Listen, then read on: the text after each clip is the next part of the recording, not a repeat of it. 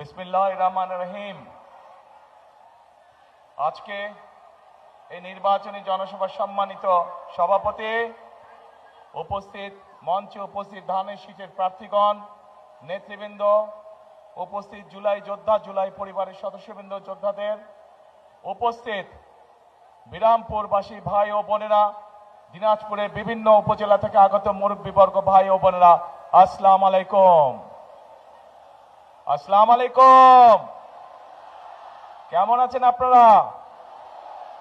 আলহামদুলিল্লাহ, আমি কিন্তু আজকে খুব ভালো আছি। বহু বছর পর নানি বাড়িতে এসেছি, বহু বছর পরে আলহামদুলিল্লাহ আল্লাহর আমাদের নানি বাড়িতে এসে আমি খুব ভালো আছি। এখন নাতি দিয়ে আসলো, কিছু তো খাওয়ালেন না আপনারা, এটা কেমন ভালো কথা হইল? তাহলে একটা জিনিস দিতে হবে নাতিকে।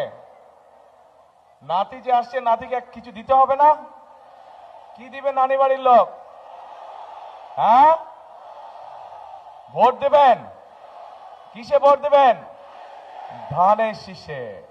প্রিয় ভাই বোনেরা, উপস্থিত মুরব্বীবর্গ, মা বোনেরা, আজকের এই বিশাল নির্বাচনী জনসভায় আমরা সকলে এখানে একত্রিত হয়েছি। কেন একত্রিত হয়েছি আমরা? এই যে সামনের 12 তারিখে যে নির্বাচন অনুষ্ঠিত হবে, সেই নির্বাচনে বহু বছর পরে এই বাংলাদেশের মানুষ তাদের রাজনৈতিক অধিকার প্রয়োগ করবে। এই যে বললাম, এই মঞ্চের পাশে 13টি পরিবারের সদস্য এখানে বসে আছে।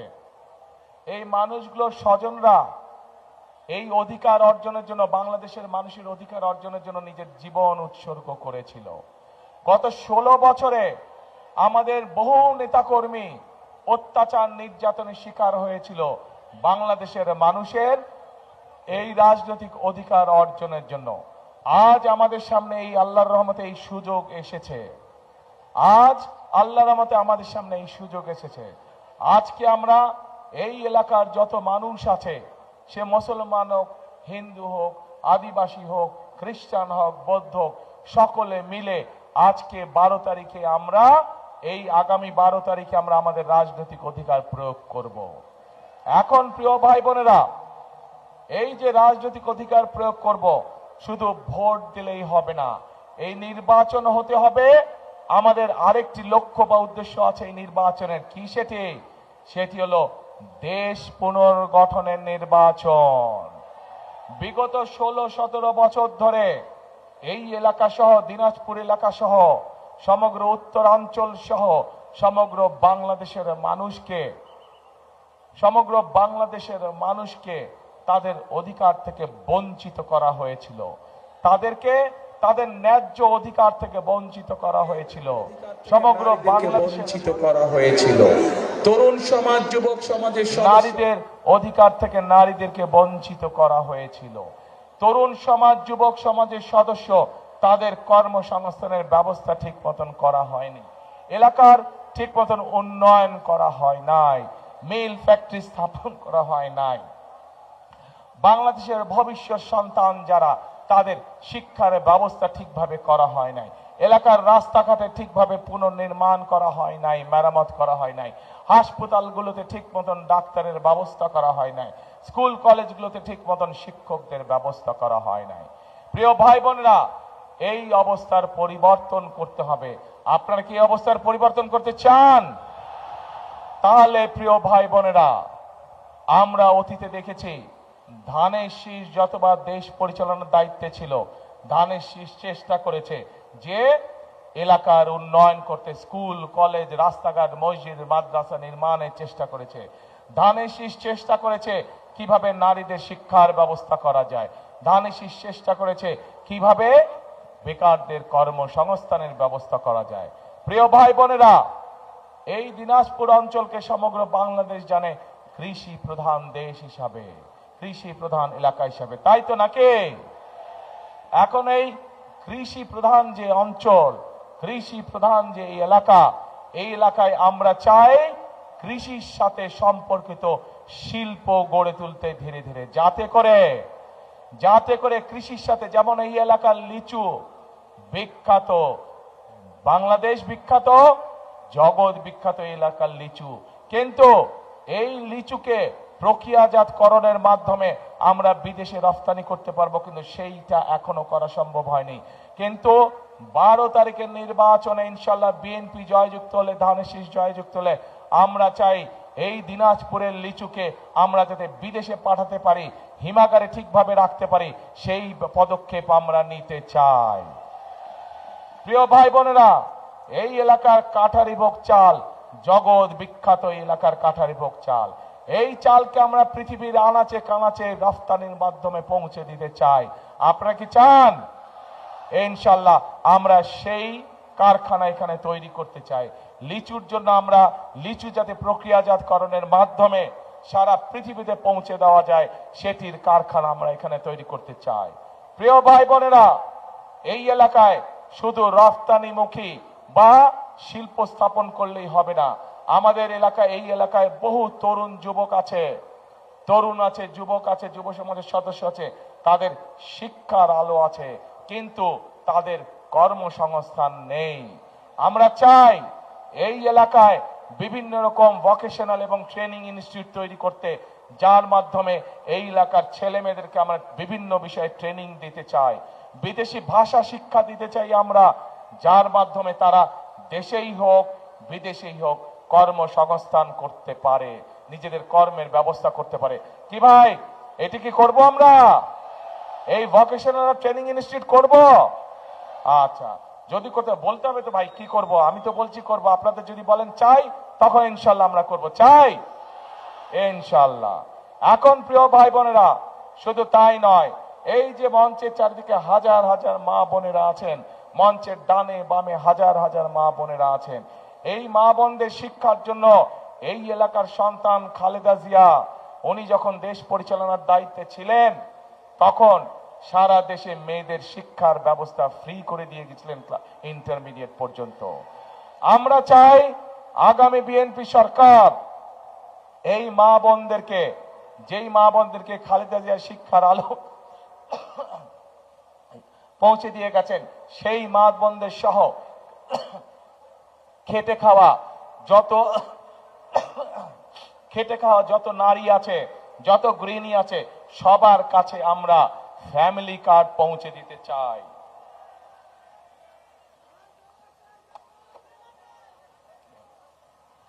সকল মা বোনদের কাছে আমরা ফ্যামিলি কার্ড পৌঁছে দিতে চাই, এবং এই ফ্যামিলি কার্ডের মাধ্যমে আমরা প্রতি মাসে মা বোনদের কাছে সরকার থেকে একটি নির্দিষ্ট পরিমাণ সহযোগিতা পৌঁছে দিতে চাই, যার মাধ্যমে তারা অর্থনৈতিকভাবে ধীরে ধীরে স্বাবলম্বী হয়ে উঠতে পারে। প্রিয় ভাই বোনেরা, আমরা সিদ্ধান্ত গ্রহণ করেছি এই এলাকা সহ সমগ্র বাংলাদেশী কৃষি প্রধান দেশ, একটি সমগ্র বাংলাদেশ, কিন্তু দিনাজপুর অঞ্চল কৃষি প্রধান অঞ্চল। সেই জন্য আমরা সিদ্ধান্ত গ্রহণ করেছি যে যে সকল কৃষকের 10,000 টাকা পর্যন্ত কৃষি ঋণ আছে, তাদেরকে সেই 10,000 টাকা পর্যন্ত কৃষি ঋণ সুদ সহ আগামী বিএনপি সরকার মওকুফ করে দিতে চায়। 10,000 টাকা পর্যন্ত সুদের এবং ঋণ কৃষক ভাইদেরকে শোধ করতে হবে না, সেটি আপনাদের হয়ে সরকার সম্পূর্ণভাবে সেটা মওকুফ করে দিবে।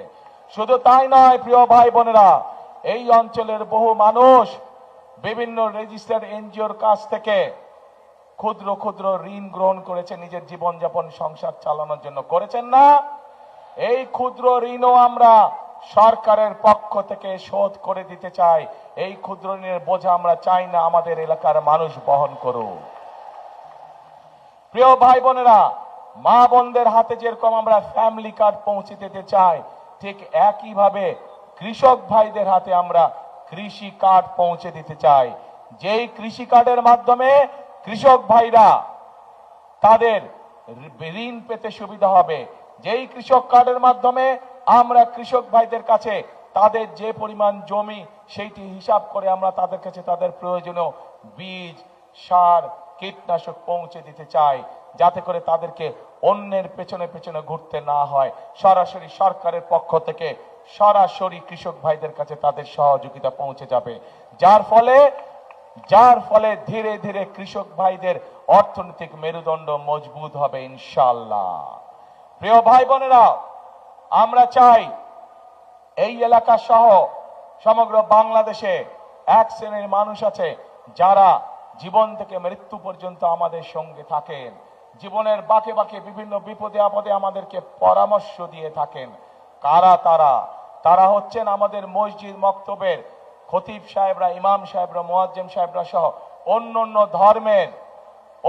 ধর্মের ধর্মীয় গুরু যারা আছেন, তারা এইসব ধর্মীয় ব্যক্তিত্ব। আমরা চাই সরকারের পক্ষ থেকে এইসব ধর্মীয় ব্যক্তিরা যাতে সম্মানের সঙ্গে বাস করতে পারেন, সেই জন্য সরকার থেকে আমরা প্রতি মাসে তাদের জন্য একটি সম্মানের ব্যবস্থা করতে চাই, যাতে তারা সম্মানের সঙ্গে জীবন যাপন করতে পারেন। প্রিয় ভাই বোনেরা, আমরা চাই আমাদের মা বোনরা, শিশুরা, সন্তানরা ঘরে বসে ছোটখাটো অসুখ বিসুখের চিকিৎসা যাতে ঘরে বসেই হতে পারে, সেই জন্য সমগ্র বাংলাদেশে পর্যায়ক্রমিক ভাবে আমরা 1 লক্ষ হেলথ কেয়ারার নিযুক্ত করতে চাই। তাদের কাজ হবে গ্রামে গ্রামে ঘরে ঘরে গিয়ে মা বোনদেরকে, শিশুদেরকে যে সকল অসুখ বিসুখ ঘরে বসে ঠিক করে দেওয়া যায়, হাসপাতালে যাওয়ার প্রয়োজন হয় না, সে মা বোনদেরকে সেই চিকিৎসা সুবিধা তাদেরকে ঘরে পৌঁছে দিতে চায়। এখন প্রিয় ভাই বোনেরা, একই সাথে আমরা আমাদের শিক্ষকদেরকে আমরা বিভিন্ন প্রকার ট্রেনিং দিতে চাই, যাতে করে শিক্ষকরা সঠিকভাবে আমাদের শিশুদেরকে, সন্তানদেরকে সঠিকভাবে শিক্ষা প্রদান করতে পারেন। এই জন্য প্রাইমারি স্কুল সহ সেকেন্ডারি স্কুলে, হাই স্কুলে যে শিক্ষক আছে, ধীরে ধীরে পর্যায়ক্রমিক ভাবে প্রত্যেক শিক্ষকের কাছে আমরা একটি করে কম্পিউটার পৌঁছে দিতে চাই, যেই কম্পিউটারের মাধ্যমে তারা নিজেরা ট্রেনিং প্রাপ্ত হবেন এবং যেই কম্পিউটারের মাধ্যমে তারা তাদের শিক্ষার্থীদেরকে তারা শিক্ষা দিতে পারবেন। এখন প্রিয় ভাই বোনেরা, এই যে আমি আপনাদের সামনে আগামী 12 তারিখের নির্বাচনে আপনারা কি করবেন, আসছি সেই কথায়।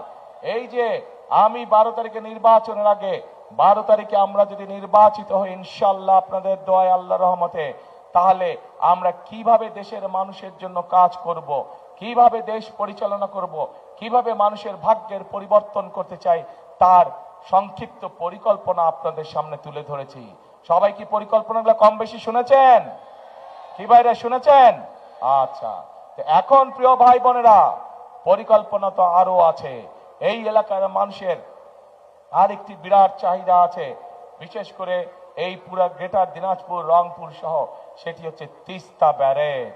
দিনাজপুর অঞ্চলেরও বহু অঞ্চল আছে, দিনাজপুর জেলারও, যারা তিস্তা ব্যারেজের উপকারিতা পেয়ে থাকেন বা অতীতে পেয়েছেন।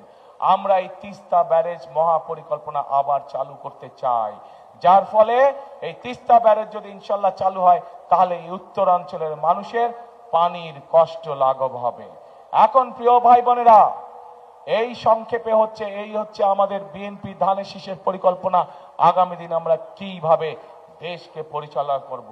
এখন প্রিয় ভাই বোনেরা, কিন্তু দেশকে যদি সামনের দিকে এগিয়ে নিয়ে যেতে হয়, তাহলে জনগণের, এই দেশের যারা মালিক, সেই মালিকের সহযোগিতা ছাড়া, সমর্থন ছাড়া এটি সম্ভব নয়। আমার জানতে ইচ্ছা করছে, এই দেশের মালিক কারা? এই দেশের মালিক? জি, জনগণ। এই যে আপনারা লক্ষ লক্ষ মানুষ সামনে দাঁড়িয়ে আছেন, আপনারা হচ্ছেন এই দেশের মালিক। এখন এই দেশের মালিকের কাছে আমি জানতে চাই যে, প্রিয় মালিক, এই দেশের বাংলাদেশের মালিক, একটি রাজনৈতিক দল হিসাবে আমরা আপনাদের সামনে পরিকল্পনা উপস্থাপন করেছি কি করতে চাই। মালিকের কাছে আমি এখন জানতে যাচ্ছি যে আপনাদের কি পরিকল্পনা 12 তারিখে? পরিকল্পনা কি নিয়েছেন? আপনারা কি করবেন 12 তারিখে? কি করবেন? বুঝি না। কি ধানের শেষ? ধানের শেষ। এই প্রার্থীরা এদিকে আসেন তো, যারা ধানের শীষের প্রার্থী তারা আসেন, পাশে দাঁড়ান, দুই পাশ দিয়ে দাঁড়ান। হ্যাঁ হ্যাঁ দাঁড়ান। হ্যাঁ, 4 জন কেন? আচ্ছা, এই যে আমার দুই পাশে 4 জন ধানের শীষের প্রার্থী দাঁড়িয়ে আছে। আক্তার সাহেব দাঁড়িয়ে আছে, জাহাঙ্গীর দাঁড়িয়ে আছে, জাহিদ সাহেব দাঁড়িয়েছে, জামান দাঁড়িয়ে আছে। এই মানুষগুলোর হাতে আমরা ধানের শীষ তুলে দিয়েছি, দেখতে পাচ্ছেন? এই মানুষগুলোকে আমরা দায়িত্ব দিয়েছি, এই দিনাজপুর অঞ্চলের উন্নয়নের দায়িত্ব দিয়েছি। কিন্তু 12 তারিখে যদি আপনারা আপনাদের পরিকল্পনা সফল করেন, তাহলেই এদের পক্ষে সম্ভব এই এলাকার মানুষের প্রতি দায়িত্ব পালন করা। প্রিয় ভাই বোনেরা, প্রিয় মুরব্বীবর্গ, প্রিয় মা বোনেরা, আমরা কি এদেরকে আপনাদের কাছে ছেড়ে দিতে পারি? এদের দায়িত্ব কি আপনাদের হাতে দিতে পারি 12 তারিখ পর্যন্ত? ইনশাআল্লাহ। তাহলে 12 তারিখে এই 4 ব্যক্তি, এই যে সামনে আদিবাসী ভাই বোনেরা বসে আছেন সহ এখানে সকল ধর্মের ভাই বোনেরা, বহু ধর্মের ভাই বোনেরা বসে আছেন, আপনাদের সকলের কাছে আমি এই 4 ব্যক্তি সহ আমাদের আরো 2 জন তারা আসতে পারেননি, তাদেরকে আপনাদের কাছে আমি দিয়ে গেলাম। 12 তারিখ পর্যন্ত আপনারা এই মানুষগুলোকে ইনশাআল্লাহ দেখে রাখবেন। 13 তারিখ থেকে ধানের শীষ বিজয় হওয়ার পরে এদের দায়িত্ব হচ্ছে প্রতিদিন আপনাদেরকে দেখে রাখা, এই এলাকার উন্নয়নকে দেখে রাখা, এই 4 ব্যক্তির দায়িত্ব। ঠিক আছে তো? ইনশাআল্লাহ। বসেন আপনার কথা। প্রিয় ভাই বোনেরা, প্রথমেই বক্তব্যের শুরুতে প্রথমেই বলেছি যে এটি কিন্তু আজকে আমার খুব ভালো লাগছে, কারণ আমি নানি বাড়িতে এসেছি। কিন্তু নানি বাড়িতে কিন্তু আপনারা আমাকে বললেন দিবেন, কি দিবেন? ভোট দিবেন। আরেকটা কথা, এই দিনাজপুর অঞ্চলের প্রধান ফসল কে? তাহলে তো ভাই এই অঞ্চলের প্রধান ফসল যখন ধান, সেই ধানের জন্যই তো আমি আপনাদের কাছে সমর্থন চাইছি, সেই ধানের পক্ষেই তো আমি সমর্থন চাইছি। কাজেই দিনাজপুরের মানুষের প্রধান ফসল ধান, আর আমাদের মার্কা হচ্ছে ধান বা ধানের শীষ। প্রিয় ভাই বোনেরা, প্রিয় মা বোনেরা, আসুন আজকে আমাদের এই জনসভার প্রতিজ্ঞা হোক, আজকে আমাদের এই জনসভার শপথ হোক দেশ গঠনের শপথ, রাষ্ট্র পুনর্নির্মাণের শপথ, রাষ্ট্র পুনর্গঠনের শপথ। আমরা চাই সেই রকম একটি বাংলাদেশ, যেই বাংলাদেশে আমার মা বোনেরা সন্ধ্যার পরেও নিরাপদে রাস্তায় চলাচল করতে পারবে, যেই বাংলাদেশে আমার ভাইয়েরা যে কোনো সময় নিরাপদে থাকতে পারবে, নিরাপদে চাকরি বাকরি করতে পারবে, নিরাপদে বসবাস করতে পারবে, নিরাপদে নিশ্চিন্তে রাত্রে ঘরে ঘুমাতে পারবে। যে বাংলাদেশে আমরা মুসলমান হই, আমরা হিন্দু হই, আমরা আদিবাসী হই, আমরা খ্রিস্টান হই, আমরা বৌদ্ধ হই, আমাদেরকে সকলকে বিচার করা হবে আমাদের যোগ্যতা এবং মেধার ভিত্তিতে। আমাদের পরিচয় আমাদের ধর্ম নয়, আমাদের পরিচয় আমাদের জাতে, আমাদের পরিচয় হবে আমাদের মেধা দিয়ে, আমাদের পরিচয় হবে আমাদের যোগ্যতা দিয়ে। আমরা এই রকম একটি বাংলাদেশ গড়তে চাই। এখন প্রিয় ভাই বোনেরা, উপস্থিত মা বোনেরা, আপনারা কি আমার সাথে আছেন সেই বাংলাদেশ গড়তে? কারা কারা আছেন আমার সাথে সেই বাংলাদেশ গড়তে? আসুন তাহলে, আসুন আমরা সেই বাংলাদেশ গড়ে তুলি যে বাংলাদেশের জন্য 1971 সালে মুক্তিযোদ্ধারা জীবন উৎসর্গ করেছেন। আমরা সেই বাংলাদেশ গড়ার কাজে হাত দেই, যেই বাংলাদেশের প্রত্যাশা, সেই বাংলাদেশ, যেই বাংলাদেশের জন্য জুলাইয়ের গণ অভ্যুত্থানে জুলাই শহীদরা নিজের জীবনকে উৎসর্গ করেছেন। আসুন আমরা সেই বাংলাদেশ গড়ে তুলি। আমরা অনেক আন্দোলন করেছি গণতন্ত্র উদ্ধারের জন্য, গণতন্ত্রের উদ্ধারের পথ ধীরে ধীরে আমাদের সামনে উপস্থিত হয়েছে। এখন গণতন্ত্রকে প্রতিষ্ঠিত করার মাধ্যমে আমাদের পরবর্তী কাজ হবে এই দেশকে পুনর্গঠন করা। প্রিয় ভাই বোনেরা, আজ এই নির্বাচনী জনসভায় আমি হয়তো আমার প্রতিপক্ষ সম্পর্কে, রাজনৈতিক প্রতিপক্ষ সম্পর্কে আপনাদের সামনে অনেক কথা বলতে পারতাম, কিন্তু আমি যদি মানুষ সম্পর্কে গীবত করি, রাজনৈতিক প্রতিপক্ষ সম্পর্কে বকাবকি করি, তাতে কি জনগণের কোনো উপকার হবে? জনগণের কোনো উপকার হবে না।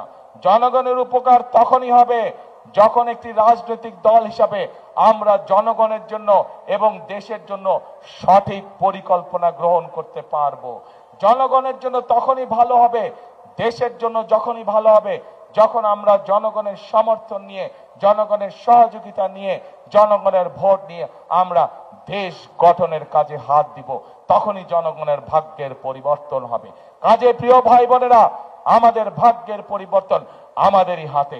আমরা যদি পরিশ্রম করি, আমরা যদি ঐক্যবদ্ধ থাকি, আমরা যদি একসাথে থাকি, ইনশাল্লাহ আমাদের সেই প্রত্যাশিত বাংলাদেশ আমরা গড়ে তুলতে পারবো। 1971 সালে দেশে যখন যুদ্ধ শুরু হয়েছিল তখন কিন্তু আমরা দেখিনি কে মুসলমান, কে হিন্দু, কে বৌদ্ধ, কে খ্রিস্টান, কে আদিবাসী। আমরা সকলে একসাথে কাঁধে কাঁধ মিলিয়ে এই দেশকে স্বাধীন করার জন্য যুদ্ধ করেছিলাম।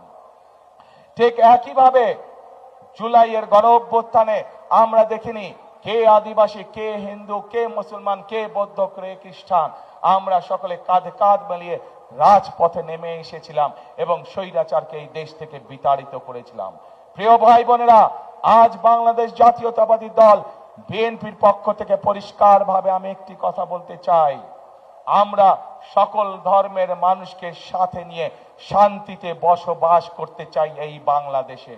আমরা সকল ধর্মের মতের মানুষকে সাথে নিয়ে আমাদের আগামী দিনের প্রত্যাশিত বাংলাদেশকে ধীরে ধীরে গড়ে তুলতে চাই। কাজেই সেই প্রত্যাশিত বাংলাদেশকে যদি গড়ে তুলতে হয় আমাদেরকে ঐক্যবদ্ধ থাকতে হবে। সেই প্রত্যাশিত বাংলাদেশকে যদি গড়ে তুলতে হয় আমাদের মধ্যে কোনো বিভেদ রাখা যাবে না।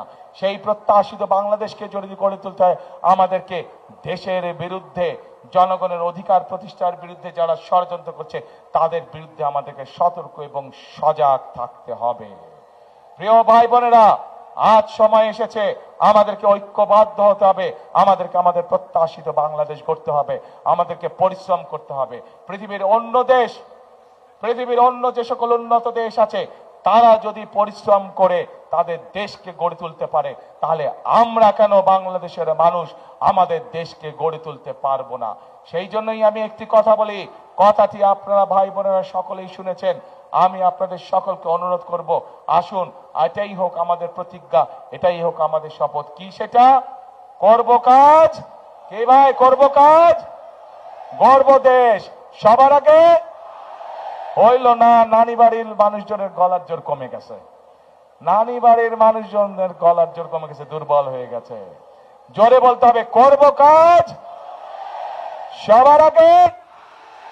আরো জোরে, সবার আগে বাংলাদেশ। আসুন প্রিয় ভাই বোনেরা, সবার আগে বাংলাদেশ। এই বাংলাদেশই হচ্ছে আমার, আপনার, আমাদের সকলের প্রথম এবং শেষ ঠিকানা। আপনাদের এই এলাকার সন্তান খালেদা জিয়ার বিরুদ্ধে শত ষড়যন্ত্র হয়েছে, হুমকি হয়েছে, মৃত্যুর দিকে তাকে ঠেলে দেওয়া হয়েছে, কিন্তু উনি আপনাদেরকে ছেড়ে চলে যান নাই। উনি এই বাংলাদেশেই ছিলেন। খালেদা জিয়া আপনাদেরই সন্তান, আপনাদেরই এই এলাকার মেয়ে। সেই খালেদা জিয়া বলে গিয়েছেন, বাংলাদেশই আমার প্রথম ঠিকানা, বাংলাদেশই আমার শেষ ঠিকানা। তাই আসুন খালেদা জিয়ার সেই কথাই হোক আমাদের জীবনের সবচেয়ে বড় লক্ষ্য এবং উদ্দেশ্য। বাংলাদেশই হোক আমাদের প্রথম ঠিকানা, বাংলাদেশই হোক আমাদের শেষ ঠিকানা। আল্লাহ হাফেজ। বাংলাদেশ জিন্দাবাদ। বাংলাদেশ জাতীয়তাবাদী জিন্দাবাদ।